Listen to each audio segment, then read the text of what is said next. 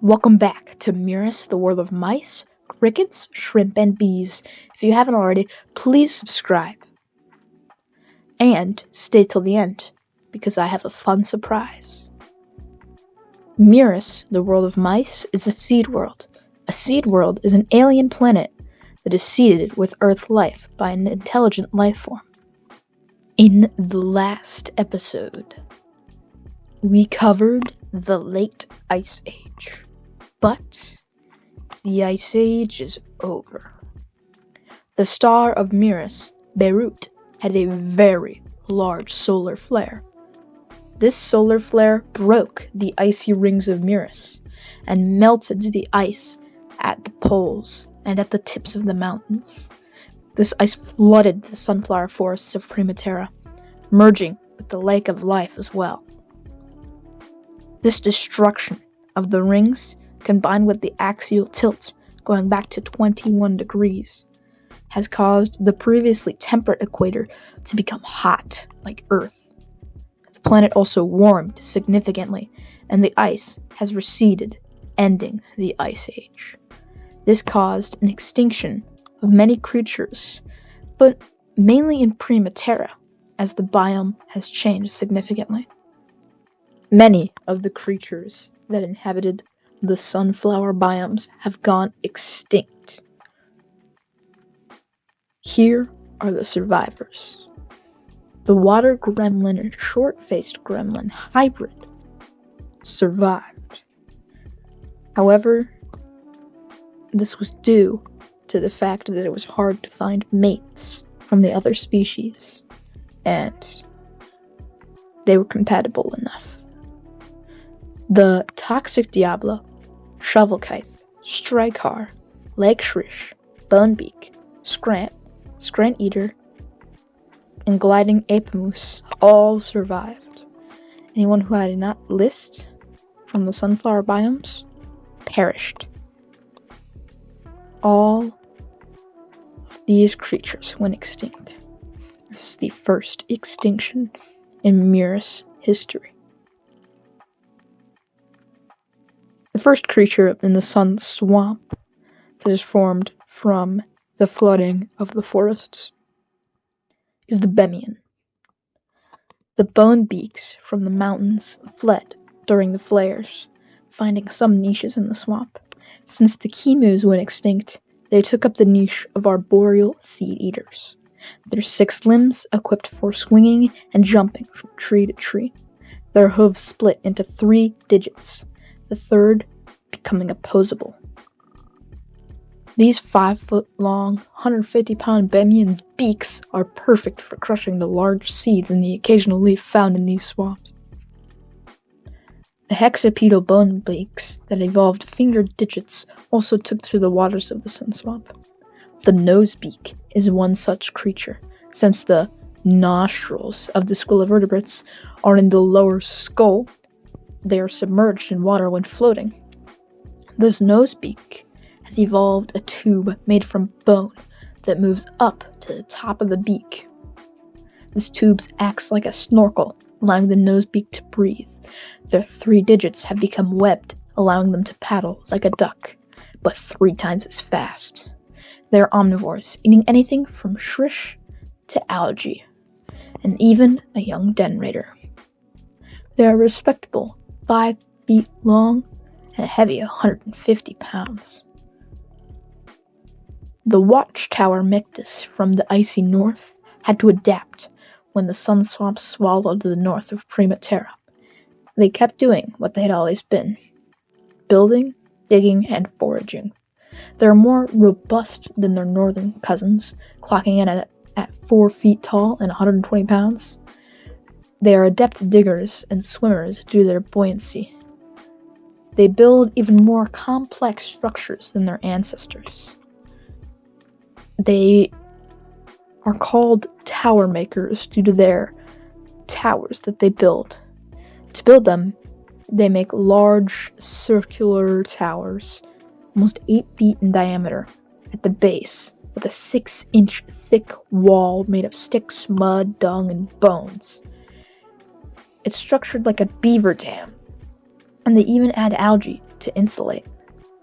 They build these towers almost 10 feet tall, and they have tunnels under the tower and under the water that they use to hunt for small invertebrates and caving animals. They also use their broad claws to dig and build. They also use them to defend against predators, as their claws are about 3 inches long and an inch thick. They have strong family bonds and live in groups of about 6. The males take turns as sentinels and hunters, while the females build towers and take care of young. There is only one problem with the tower maker's den. Their main predator is slim enough to enter, the descendant of the Strykar. This Magar is very long and slender, and they have evolved to specialize in hunting tower makers in their home. They find the great towers with their long whiskers to look through the muck, and use their long necks to reach in and eat tower makers. They are very slender, about 10 feet long, and only 260 pounds. Due to this, they have long necks that allow them to slink up into tower maker dens, the abundance of which is not very common, so the den raiders have evolved a very slow metabolism, and they've become only partially endothermic, unlike the other mice on Muris. Being attacked by a den raider is the worst nightmare of a group of tower makers, as the raiders hide in the murky water, going unnoticed by the sentinels on the top of the tower. The raider sticks its head in and feeds on the young makers. And then when the sentinels return, they find an empty home. The hybrid gremlin has evolved into many unique forms. The bear gremlin, a towering behemoth, is one of them. They are half a ton and 7 feet tall. They are very bulky, with their shoulders being 6 feet long, shoulder to shoulder. But with all that mass, they are not carnivores, but omnivores. Their favorite food being shrish. Like a grizzly bear, they will hang off a tree and wait until they see a shrish and snatch it out of the water. They also eat small mice and the occasional mictus. The gremlins that inhabit the trees have evolved a unique hunting style. They have used their ears to help them glide. The Dumbo gremlins have larger ears that they use in tandem with the skin membrane to glide and ambush their Bemian prey. They've become the apex predator of the swamp. Sometimes a breeding pair will hunt larger creatures like a pteromus or bear gremlin. The running Volaris of Fablu has evolved significantly in the New Age. One of the new pteromus clade is the swamp pteromus. The swamp pteromus clocks in at 8 feet tall and 300 pounds. Due to their four-legged takeoff, the pteromus can get up to very large sizes, similar to the pterosaurs of Earth. Their wingspan is almost 20 feet, and they have taken the niche of the extinct Maur, similar to that of an earth giraffe. These dragons eat the leaves of the sunflower trees. However, this creature won't hesitate to eat any baby Bemians it sees, or any other smaller creatures that just so happen to be in the way of the leaves it eats. The gliding apemoose has grown tired of gliding from tree to tree, and they have slowly evolved a strong, powered flight. These creatures have converged heavily with the hummingbird of Earth. They use their long snouts to get into the beehives, and they use their wings like a hummingbird to hover in the air while eating the delicious honey. This high-energy lifestyle doesn't need to waste energy heating when it's already warm in the sun swamps. Thus, it has evolved heterotherm. The scrant eater has evolved for the swamp, to eat the swamp scrants. They become large and buoyant to swim through the swamps. Some of their spines have evolved into more whiskers around the face, allowing them to detect things even better in the murky water. The rest have disappeared. Once they find swamp scrant's nests, they use their claws to destroy it and eat the scrants as they scramble away for their life. These scrants, who haven't evolved for millions of years, have now become swamp scrants, gaining claws similar to their sand shrimp cousins. They use these claws to manipulate food and defense against predators, like the swamp scrant eater, the spolet. There are many forms of swamp scrants, as when they are larvae, the different proteins they are fed determines their form. The first of these forms is the queen. There's only one queen who lays the eggs, and that is its whole purpose. These queens lay in the large brine pool in the center of the nest. Another form of scrant is the helper. These scrants have the most developed claws, as they help raise the larvae and feed them all the specific proteins. Then there are the drones. The drones are small and numerous. They are used to gather food and are very expendable. Then there are the soldiers. The soldiers are large, but not quite as large as the queen. They have sharp heads and barbed tails. They are great swimmers, as they need to often fight spolets in the water. These scrants vary from 1 inch to 1 foot long and 0.1 to 2 pounds. The main scavengers of the sun swamp are a creature known as the skull-coon. These creatures are descendants of the bone mimic. However, they rarely steal the skulls of creatures, instead acting more like the basal cubonzi, simply using its mother's skull. They are 3 feet long and 40 pounds, and they have a distinct coloration of the badger, allowing them to be very visible, as they are very violent and never back down from a fight. This could cause injury to predators who know not to prey on them, as deadly injury to them would not stop it. However, rarely they will give birth near another corpse, and the skull-coon will grow into a larger skull. Or, if there's no skull at all, it'll become a dire skull-coon. These dire skull-coons are a force to be reckoned with, and could have sizes up to 400 pounds of unbridled badger-like fury. One descendant of the toxic Diablo has evolved into a niche similar to a hippo, with a body plan of a vampire deer. This creature is known as the jet spade, and uses a mix of spade-like forelimbs and a biological jet, which evolved from the acid-spewing organ of their ancestors, to swim through the water. They have mandibles that act like fangs that allow them to scrape surfaces for algae and other aquatic food, having a niche similar to the most common herbivore in the swamp, the parmas. This creature is descended from the blue paramus. They swim everywhere, but they came swimming from the blue. And they found a niche in Prima Terra, eating the algae that grows on the root of the sunbowl trees. They've evolved a symbiotic relationship with a different species of algae that grows on their back, giving them camouflage and the algae not being eaten. These 120 water pigs are 4 feet long and also eat grass on the occasional land, but mostly eat their algae.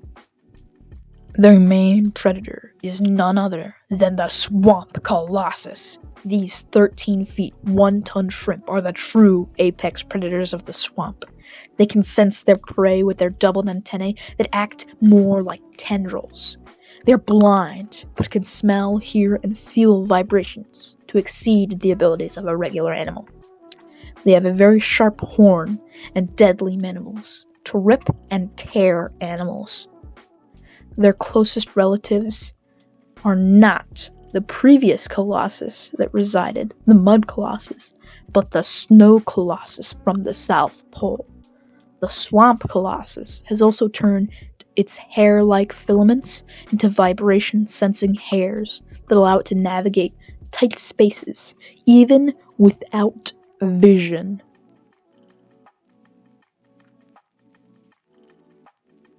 The continental plate of Muris was split in half.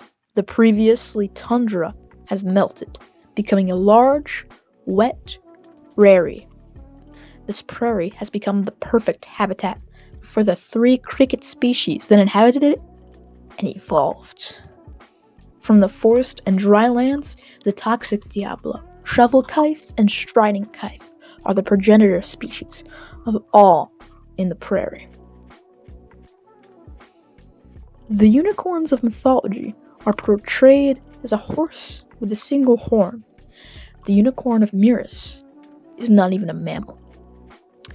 The unicorn is a descendant of the large striding kite and has evolved large sizes due to the boost in nutrients from the prairie. It has become more violent due to its increase in predators, and their sail has evolved into a blocking shield. Their main defense is encircling themselves within their herd, with their shields going over their faces, nesting around in a circle. They have an elongated barb that acts as a balancing tail while running, and as a weapon in their arsenal. With a name that sounds like a Pokemon and a predation style that is a war crime, Cricanon is the apex predator of the South Viren prairies. The Cricanon evolved from the toxic diablo and fixed the main problem with hunting with a weapon that's on your backside. The solution? Infant artillery. The young Cricanons act as weapons for the Cricanon as they sit on their parents' back with their mouth on a special acid-sharing organ, which allows the 2 young Cricanons to have an acid-spewing weapon of their own without having to create it themselves, which costs a lot of energy. And this allows the adult Cricanons to spray prey while running forward. These child soldier artillery are against the Geneva Convention, but thankfully, there is no Geneva Convention on Muris. These war criminals have a hunting style similar to wolves, running down large prey and spraying them and goring them until the prey gives up or goes down. To make sure the guns are always ready, they lay dozens of eggs that only hatch once a certain pheromone is sprayed on them, possibly staying dormant for months. But the strategy comes at a cost. One creature, a relative of the Cricanon, feasts on the eggs that they lay dormant. This creature is the hammer badger, which eats those eggs and replaces them with their own. Due to this, they don't need their middle pair of limbs for taking care of the eggs. They have a tail that has evolved so that they can skewer prey and then spray them with acid, making them scream and writhe in agony, allowing the hammer badger to escape. They have a coloration similar to a badger and a skull similar to a hammerhead shark, giving them their name, hammer badger. The skull slug is a type of kite that evolved from neoteny, becoming small and more insect-like. They've evolved to feed on detritus and corpses in the prairies. They grow until they die, becoming as large as a hammer badger in some circumstances. The plains also lead to the savior of the shovel kite, allowing it to survive in there without a need for evolution, as its body was already perfect for chomping on the grass endlessly, as it is quite large, and its armor is quite resistant to war crime acid. The equator has become hot due to the destruction of the rings, making it an insufferable dry land. One unicorn in the dry lands survives. These creatures have evolved to be much slimmer, but the weak carapaces are not able to hold their weight. So, they've evolved bone-like exoskeletons made out of copper. It comes from their rich diet of bushes. These copper supports appear as a skeleton, giving them the nickname skelecorns. But these dryland unicorns are similar in color to the many rocks, making them very hard to spot. Thankfully, their predator does not need eyes, as their predator is the terrifying night stalkers. These creatures have turned their chitinous armor into a dish that is used for echolocation. This is a supplement to the radar-like ears of the night stalker, and their face armor has also turned into 2 hardened fangs it uses against the unicorns. The armor that covers its face has also covered their eyes, allowing no unicorn to damage the brain via goring. Their limbs has also become elongated in a strange position, but this position allows them to leap from any position, including sleep, just in case there's prey. Some mountain gremlins escaped the solar flares, becoming the Dryland gremlin. These creatures look and are similar to a chimpanzee. This build allows them to climb rocks. They're also omnivores, eating insects and plants. They're social and live in packs of about a dozen, and can occasionally mob a unicorn to death. They are hairless, as the hot drylands has made them lose their tail as well. Their large ears are perfect for the heat, like a fennec fox. The scrawny skywolf is the scavenger of both the drylands and the nearby Savannah. They are very similar in build to their ancestors, being just a bit slimmer and a little bit crazier. They are still pack animals and sometimes hunt lone gremlins, but their main food source is the corpses of other animals. Due to the colder climate and coastal area allowing for more plant life to grow, part of Gale has become a lush savanna full of many terrifying and adorable animals. One of which is the gobsnouter, a squillivertebrate from the old South Pole.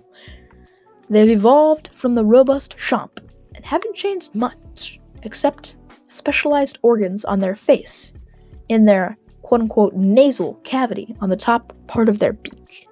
This organ produces a scent that is very subtle, only noticed by the organ below the mouth of the gobsnouter, the quote-unquote nose. This organ has evolved from a very complicated second pair of antennae that are then hardened. The gobsnouter has a very interesting mating ritual, as the largest male has the largest marked territory, and the females will seek them out via smell. And if there are 2 males, she decides based off the gobble, the fleshy red organ used solely to impress females. Their ears, quote-unquote, are actually their antennae, which have flopped down due to a lack of structure.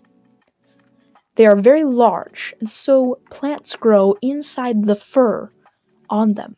They also use their smelling organ to locate seeds deep beneath the ground, as that is their preferred diet. The plucky Pamlin is the friendly goofball of the savannah. They climb trees and eat leaves. They've evolved a white face with dark facial markings to help them read the facial expressions of their packmates. They love to hang around with the gobsnouters and young, as it allows them to climb trees easier, and it gives them a loving companion. Here, we see a group of Pamlins hanging around some gobsnouters in the savannah. The apex predator of the savannah is the dome bear, a more robust relative of the night stalker. They are very similar to them, but they have larger armor and are much larger in size. They're very, very armored. The armor on their cheek becoming fangs, but on the bottom, more like tusks. They are also omnivorous, eating whatever in sight. They are so large and so armored that no animal on the continent can kill them. Thank you guys so much for watching, and don't leave yet because I have a special reward for the long wait you guys sadly had to endure because of many reasons, including burnout and busy. But I have a special reward. In the comments section, I will add the most liked fan creature to Muris. You must tell me all the facts like size, diet, appearance, adaptations, and evolutionary history, i.e. what Muris creature it evolved from. The only stipulation being that the creature cannot habit the 4 biomes stated in this video. I will draw and tweak, if necessary, the most liked submission as well as my favorite one, and they will be added to Muris, the world of mice, crickets, shrimp, and bees. Thanks for watching, and have a good day.